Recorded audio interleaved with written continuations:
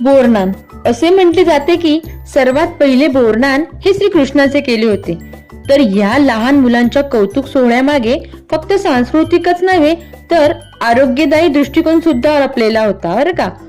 पूर्वीच्या काळी मुलं 1-1.5 वर्षापर्यंत घरातच असायची व वर्ष पूर्ण झाल्यावर समाजात आणण्यासाठी हा पहिला मोठा समारंभ असायचा। बदलत्या ऋतूशी जुळवून घ्यावं म्हणून बोर, उसाचे तुकडे, हरभरे, चिरमुरे आणि बऱ्याच गोष्टींचा समावेश या सोहळ्यात केला जात असे। पौराणिक कथेनुसार असेही म्हटले जाते की करी नामक राक्षसाच्या वाईट दृष्टीपासून लहान मुलांचं रक्षण करण्यासाठी ही प्रथा सुरू झाली होती।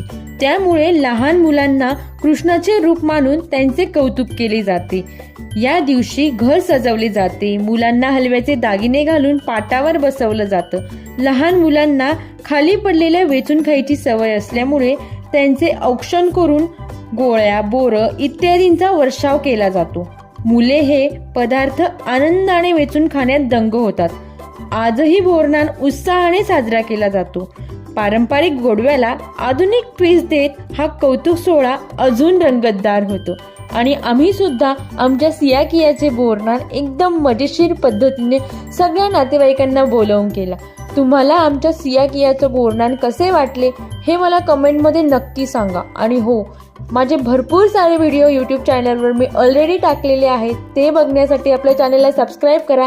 भेटूयात आपल्या नेक्स्ट व्हिडिओमध्ये। Bye bye.